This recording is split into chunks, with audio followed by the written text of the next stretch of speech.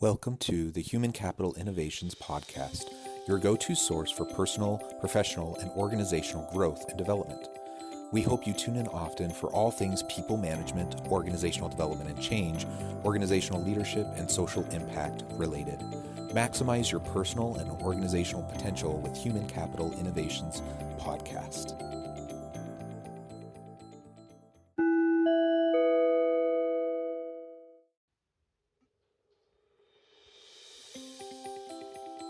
Welcome to the Human Capital Innovations Podcast.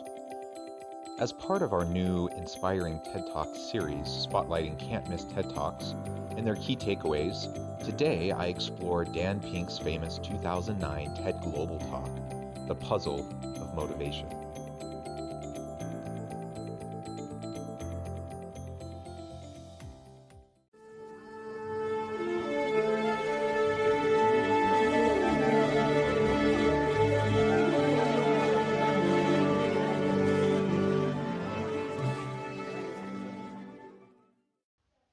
Welcome back to the Human Capital Innovations Podcast.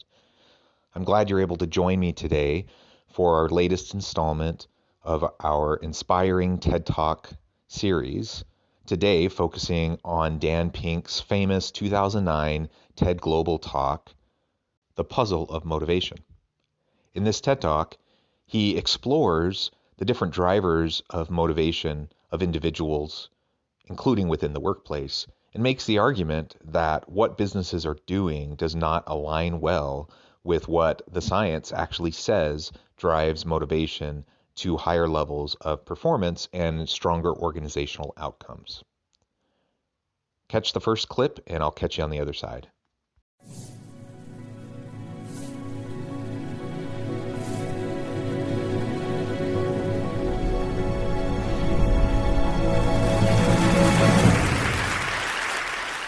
I need to make a confession at the outset here. A little over 20 years ago, I did something that I regret, something that I'm not particularly proud of, something that in many ways I wish no one would ever know, but that here I feel kind of obliged to reveal. In the late 1980s, in a moment of youthful indiscretion, I went to law school. Now, in America, law is a professional degree. You get your university degree, then you go on to law school. And when I got to law school, I didn't do very well. To put it mildly, I didn't do very well. I, in fact, graduated in the part of my law school class that made the top 90% possible. Thank you. I never practiced law a day in my life. I pretty much wasn't allowed to. But today, against my better judgment, against the advice of my own wife, I want to try to dust off some of those legal skills, what's left of those legal skills. I don't want to tell you a story. I want to make a case. I want to make a hard-headed, evidence-based, dare I say lawyerly case for rethinking how we run our businesses. So, ladies and gentlemen of the jury, take a look at this. This is called the candle problem. Some of you might have seen this before. It was created in 1945 by a psychologist named Carl Duncker. Carl Duncker created this experiment that's used in a whole variety of experiments in behavioral science. And here's how it works. Suppose I'm the experimenter. I bring you into a room. I give you a candle, some thumbtacks, and some matches. And I say to you, your job is to attach the candle to the wall so the wax doesn't drip onto the table. Now, what would you do? Many people begin trying to thumbtack the candle to the wall. Doesn't work. Some people, and I saw somebody kind of make the motion over here, some people have a great idea where they light the match, melt the side of the candle, try to adhere it to the wall. It's an awesome idea, doesn't work. And eventually, after 5 or 10 minutes, most people figure out the solution, which you can see here. The key is to overcome what's called functional fixedness. You look at that box and you see it only as a receptacle for the tacks, but it can also have this other function as a platform for the candle. The candle problem. In this opening clip, he describes how he's going to approach his exploration of the puzzle of motivation, explaining that he's going to use an evidence-based approach, much like a lawyer might use in a courtroom. Now, regardless of what you may think of various approaches of persuasion and argumentation, I am a firm believer that using evidence-based logic and understanding of complex phenomenon will ultimately lead us in the best direction. And what he's arguing throughout this TED Talk is that, in fact, what leaders and what businesses continually do doesn't actually match up with the science. It doesn't actually match up with the evidence. And he starts with the candle problem. In this next clip, he will be talking about the candle problem more and sharing some research behind it and how it connects with motivation. Now, I want to tell you about an experiment using the candle problem done by a scientist named Sam Glucksberg, who's now at Princeton University in the US. This shows the power of incentives. Here's what he did. He gathered his participants and he said, I'm going to time you how quickly you can solve this problem. To one group, he said, I'm going to time you to establish norms, averages, for how long it typically takes someone to solve this sort of problem. To the second group, he offered rewards. He said, if you're in the top 25% of the fastest times, you get $5. If you're the fastest of everyone we're testing here today, you get $20. Okay, now this is several years ago, adjusted for inflation. It's a decent sum of money for a few minutes of work. Okay, it's a nice motivator. Question, how much faster did this group solve the problem? Answer, it took them on average 3.5 minutes longer. 3.5 minutes longer. Now, this makes no sense, right? I mean, I'm an American. I believe in free markets. That's not how it's supposed to work, right? If you want people to perform better, you reward them, right? Bonuses, commissions, their own reality show, incentivize them. That's how business works. But that's not happening here. You've got an incentive designed to sharpen thinking and accelerate creativity, and it does just the opposite. It dulls thinking and blocks creativity. And what's interesting about this experiment is that it's not an aberration. This has been replicated over and over and over again for nearly 40 years. These contingent motivators. If you do this, then you get that, work in some circumstances, but for a lot of tasks, they actually either don't work or often they do harm. This is one of the most robust findings in social science and also one of the most ignored. That's such a fascinating study, and it begs the question, why is it so ignored? And it's not just that one study. As he mentioned, this has been replicated over and over and over and over and over again. In fact, much of my own research has been around the areas of employee motivation, employee engagement, employee satisfaction, and how those connect with higher levels of performance and positive outcomes for firms and organizations. And the fact of the matter is, it is completely crystal clear how these motivators work. Now, of course, we can't paint with a broad brush and say every single person is going to be motivated the exact same way. But in the aggregate, it's extremely clear how these types of contingent rewards will impact people when you're trying to get them to do creative types of work. I spent the last couple of years looking at the science of human motivation, particularly the dynamics of extrinsic motivators and intrinsic motivators. And I'm telling you, it's not even close. If you look at the science, there is a mismatch between what science knows and what business does. And what's alarming here is that our business operating system, think of the set of assumptions and protocols beneath our businesses, how we motivate people, how we apply our human resources. It's built entirely around these extrinsic motivators, around carrots and sticks. That's actually fine for many kinds of 20th century tasks. But for 21st century tasks, that mechanistic reward and punishment approach doesn't work, often doesn't work, and often does harm. Again, all I can say is amen, absolutely. they can actually cause harm. They can actually demotivate. They can actually take away people's intrinsic motivation that they would have had, but then you start to attach an award to it, and all of a sudden you've sapped the intrinsic motivation out of the individual, and now they expect that reward, or they are looking towards the carrot and stick to drive their performance rather than tapping into their own purpose, their own meaning, their own intrinsic drivers and motivators. It is so crystal clear in the research, and it's been replicated literally thousands of times. I've replicated it and done it in my own research probably at least dozens of times in different papers and publications. And it's just crystal clear that it's right there in front of us. We need to find better ways to put this into practice within organizations. Let me show you what I mean. So Glucksberg did another experiment similar to this, where he presented the problem in a slightly different way, like this up here. Okay? Attach the candle to the wall so the wax doesn't drip onto the table. Same deal. You were timing for norms. You were incentivizing. What happened this time? This time, the incentivized group kicked the other group's butt. Why? Because when the tacks are out of the box, it's pretty easy, isn't it? If-then rewards work really well for those sorts of tasks, where there's a simple set of rules and a clear destination to go to. Rewards, by their very nature, narrow our focus, concentrate the mind. That's why they work in so many cases. And so for tasks like this, a narrowed focus where you just see the goal right there, zoom straight ahead to it, they work really well. But for the real candle problem, you don't want to be looking like this. The solution's not over here. The solution's on the periphery. You want to be looking around. That reward actually narrows our focus and restricts our possibility. Let me tell you why this is so important.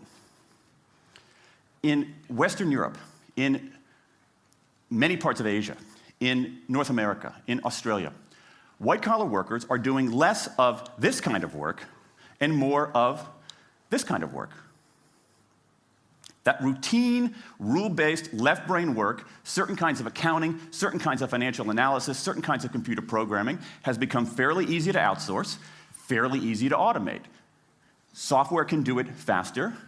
Low-cost providers around the world can do it cheaper. So what really matters are the more right-brain, creative, conceptual kinds of abilities. Think about your own work.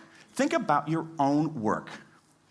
Are the problems that you face, or even the problems we've been talking about here, are those kinds of problems, do they have a clear set of rules and a single solution? No. The rules are mystifying. The solution, if it exists at all, is surprising and non-obvious. Everybody in this room is dealing with their own version of the candle problem. And for candle problems of any kind, in any field, those if-then rewards, the things around which we've built so many of our businesses, don't work. I love his passion here. He's obviously getting worked up because it's so mind-boggling how so much evidence is so completely ignored in how organizations are structured, how work is designed, how HR processes are implemented, and how leaders lead. They simply don't work when you're shooting for innovation, when you're needing critical thinking, when you're needing people to solve problems. We need to find a different way. We need to go beyond the extrinsic motivators, the carrot and stick, the rewards for performance. We need to tap into their intrinsic motivations. We need to tap into their meaning and their purpose. We need to tap into those things that will help individuals connect with their work in a meaningful way. If we can do that, then we can find results that will ultimately drive higher levels of creativity, productivity certainly, innovation, and a whole range of different positive outcomes for organizations.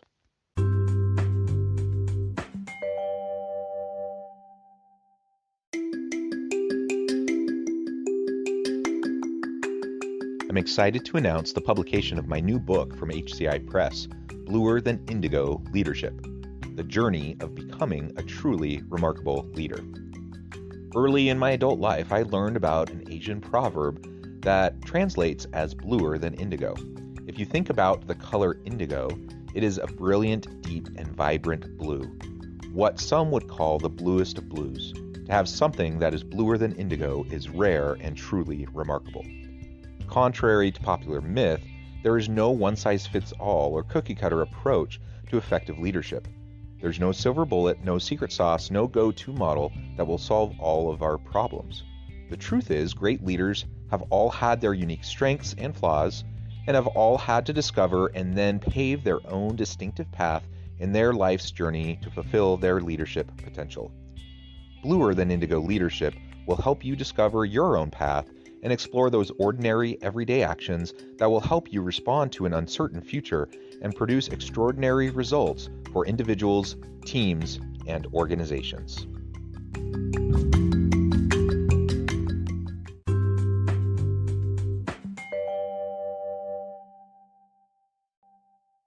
Now, it makes me crazy. And this is not, here's the thing, this is not a feeling. Okay, I'm a lawyer, I don't believe in feelings. This is not a philosophy. I'm an American, I don't believe in philosophy. This is a fact, or as we say in my hometown of Washington, D.C., a true fact. Let me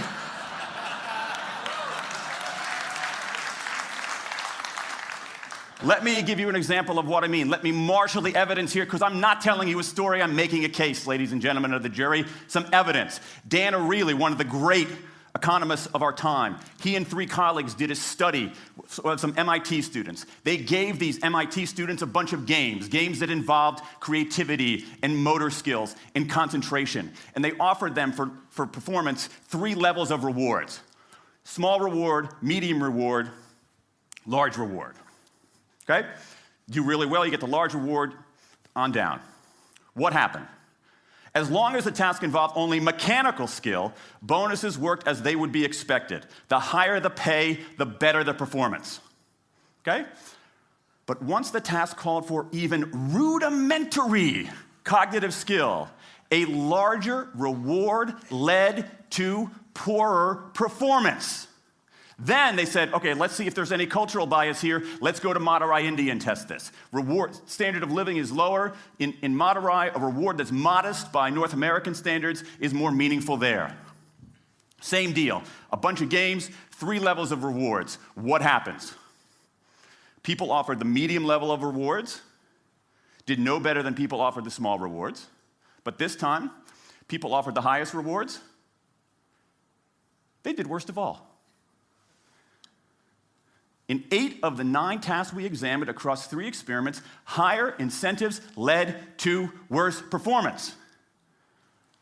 Is this some kind of touchy-feely socialist conspiracy going on here? No, these are economists from MIT, from Carnegie Mellon, from the University of Chicago. And do you know who sponsored this research? The Federal Reserve Bank of the United States. That's the American experience. Let's go across the pond to the London School of Economics. LSE, London School of Economics, alma mater of 11 Nobel laureates in economics. Training ground for great economic thinkers like George Soros and Friedrich Hayek and Mick Jagger. Just last month, economists at LSE looked at 51 studies of pay-for-performance plans inside of companies. Here's what the economists there said. We find that financial incentives can result in a negative impact on overall performance.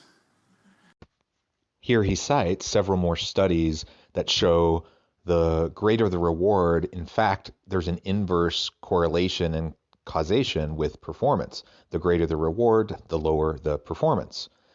Now, you might question this and you may say, well, what about this? What about that? And the truth is, there is nuance here.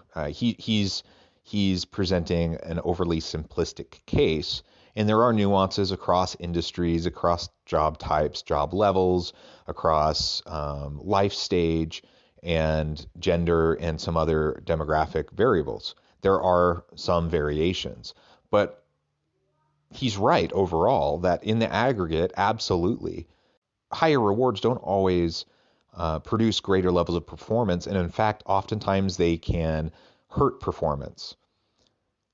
Pay in the workplace, it's what researchers call a satisficer. As a motivator, it's a satisficer.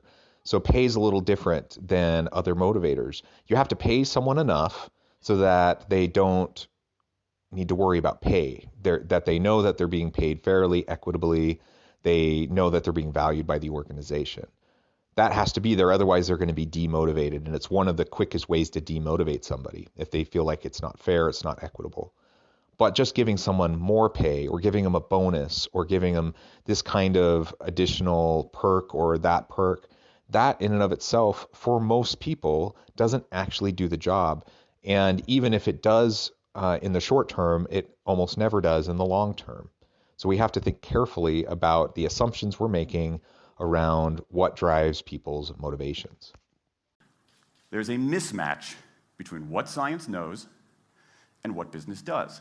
And what worries me as we stand here in the rubble of the economic collapse is that too many organizations are making their decisions, their policies about talent and people, based on assumptions that are outdated, unexamined, and rooted more in folklore than in science. And if we really want to get out of this economic mess, and if we really want high performance on those definitional tasks of the 21st century, the solution is not to do more of the wrong things, to entice people with a sweeter carrot or threaten them with a sharper stick. We need a whole new approach. The good news about all this is that the scientists who've been studying motivation have given us this new approach. It's an approach built much more around intrinsic motivation, around the desire to do things because they matter, because we like it, because they're interesting, because they're part of something important. And to my mind, that new operating system for our businesses revolves around three elements: autonomy, mastery, and purpose. Autonomy, the urge to direct our own lives. Mastery, the desire to get better and better at something that matters. And purpose, the yearning to do what we do in the service of something larger than ourselves.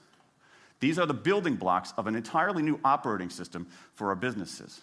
I want to talk today only about autonomy. Autonomy, mastery, and purpose. He lays these three elements out as the three driving intrinsic motivators for the modern workforce.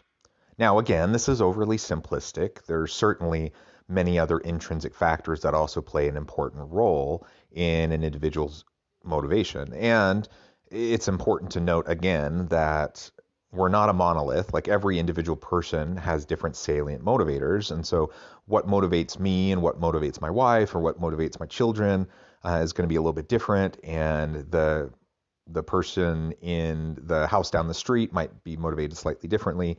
We're at different life stages. We have different goals. We have different factors that go into the calculus of how we determine our salient motivators. That's to be sure.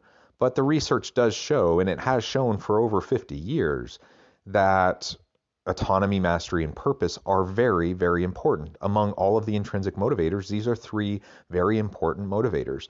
And this is consistent with my own research. As I've already mentioned, I've done dozens of studies looking at the impacts of intrinsic and extrinsic motivators, workplace relationship motivators, work-life balance motivators, and a variety of other demographic variations, not just in the US, but across the world, looking across 37 different countries, across all of the main continents, and looking at employees in all different job types, at different job levels, in different roles, in different size organizations. And consistently, purpose absolutely matters. Consistently, mastery and the opportunity to grow, that absolutely matters. And consistently, autonomy absolutely matters. And in the rest of his talk, he's going to be talking more about autonomy. In the 20th century, we came up with this idea of management. Management did not emanate from nature. Okay? Management it's not a tree, it's a television set. Okay? Somebody invented it. And it doesn't mean it's going to work forever. Management is great. Traditional notions of management are great if you want compliance. But if you want engagement, self-direction works better. Let me give you some examples of some kind of radical notions of self-direction. And what this means, you don't see a lot of it, but you see the first stirrings of something really interesting going on. Because what it means is, it means paying people adequately and fairly, absolutely. Getting the issue of money off the table and then giving people lots of autonomy. Let me give you some examples. How many of you have heard of the company Atlassian? Okay, looks like less than half. Atlassian is an Australian software company, and they do something incredibly cool. A few times a year, they tell their engineers, go for the next 24 hours and work on anything you want. As long as it's not part of your regular job, work on anything you want. So the engineers use this time to come up with a cool patch of code, to come up with an elegant hack. Then they present all of these stuff that they've developed to their teammates, to the rest of the company, in this wild and woolly all-hands meeting at the end of the day. And then, being Australians, everybody has a beer. They call them FedEx days. Why? Because you have to deliver something overnight. It's not bad. It's a huge trademark violation, but it's pretty clever. That one day of intense autonomy has produced a whole array of software fixes that might never have existed. And it's worked so well that Atlassian has taken it to the next level with 20% time, done famously at Google, where engineers can spend 20% of their time working on anything they want. They have autonomy over their time, their task, their team, their technique. Okay, radical amounts of autonomy. And at Google, as many of you know, about half of the new products in a typical year are birthed during that 20% time. Things like Gmail, Orchid, Google News. Let me give you an even more radical example of it. Something called the results-only work environment, the ROW. Created by 2 American consultants in place at about a dozen companies around North America. In a row, people don't have schedules. They show up when they want. They don't have to be in the office at a certain time or any time. They just have to get their work done. How they do it, when they do it, where they do it, is totally up to them. Meetings in these kinds of environments are optional. What happens? Almost across the board. Productivity goes up, worker engagement goes up, worker satisfaction goes up, turnover goes down. Autonomy, mastery, and purpose. These are the building blocks of a new way of doing things.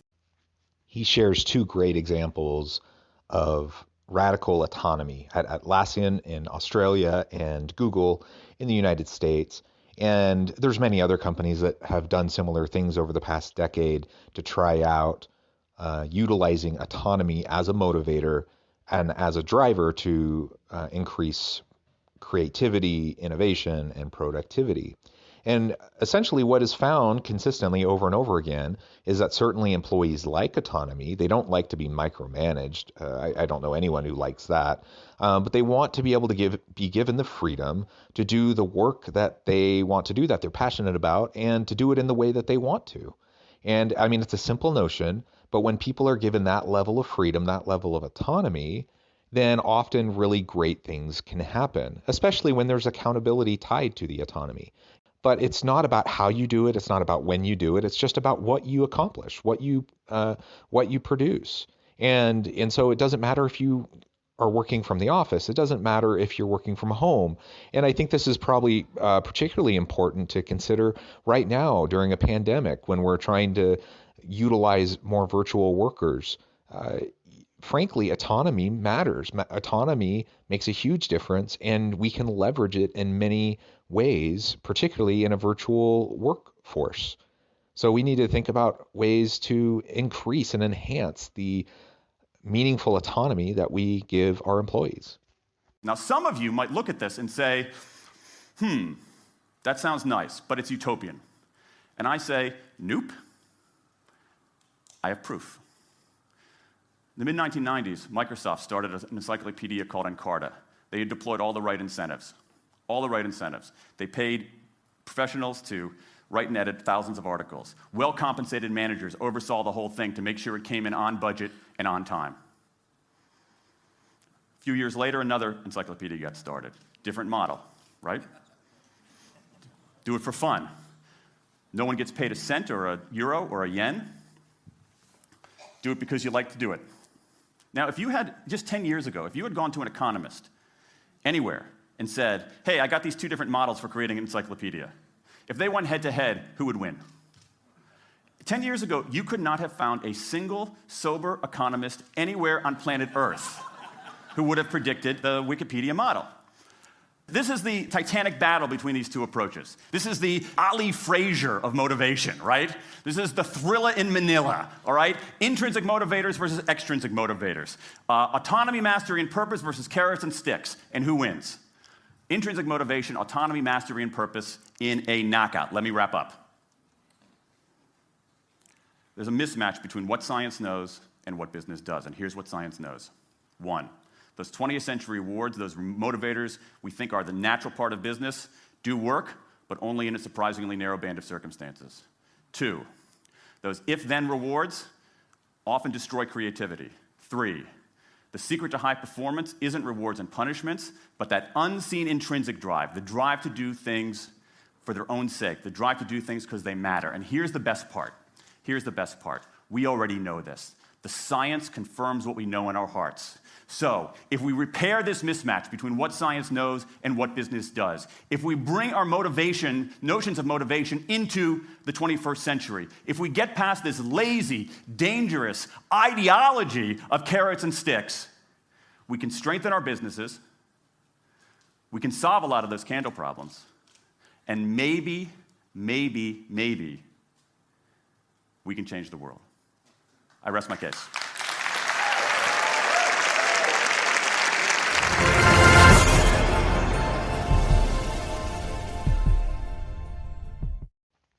Yes, I absolutely agree. There's a lot of danger in using a carrot and stick approach, using fear-based tactics to try to get compliance with what you want your people to do. It can work to an extent. You can get people to comply and to do what you ask them to do.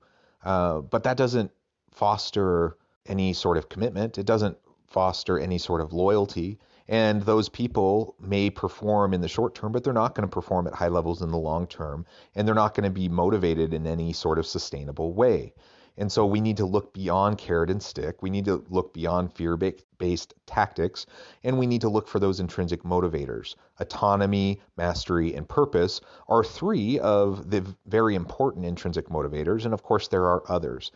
Today, he focused primarily on autonomy. Mastery and purpose, though, are also so important. And so much of the research that I do looks specifically at purpose.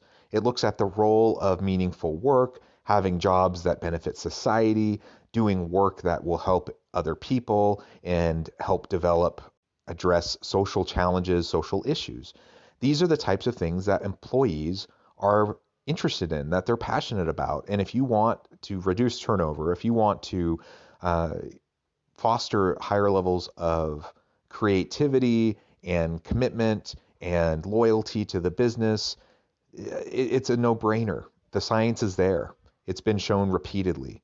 We need leaders to understand this, and we need executives who are calling the shots to remember that people are, in fact, people. They're humans. They're not cogs in a machine that can just be manipulated with carrot and stick, but rather they're more nuanced than that. They're more complex than that.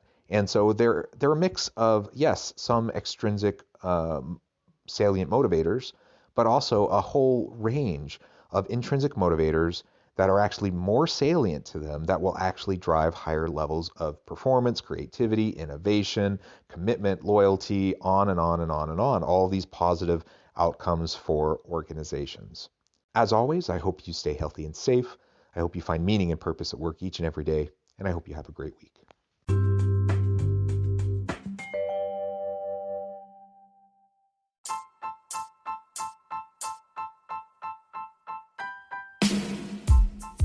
The alchemy of truly remarkable leadership.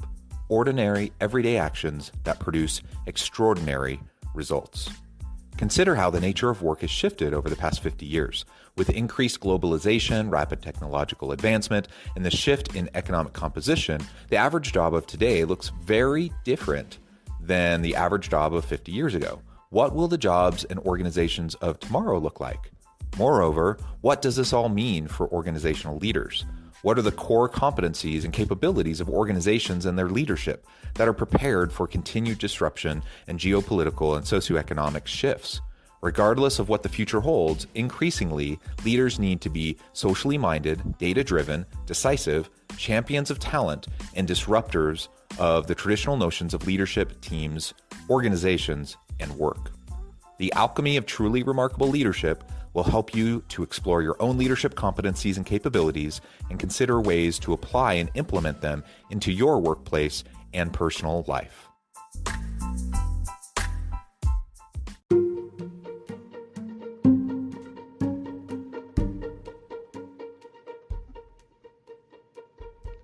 Check out Human Capital Innovations magazine, Human Capital Leadership. Human Capital Leadership is a free, interactive e-magazine with the mission to help individuals, leaders, and organizations find innovative approaches to maximize their human capital potential. We publish issues quarterly in August, November, February, and May. Take a look at the latest issue and let us know what you think.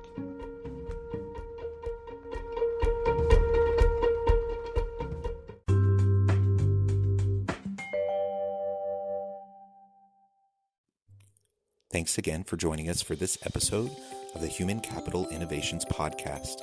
I hope you stay healthy and safe and that you have a great week.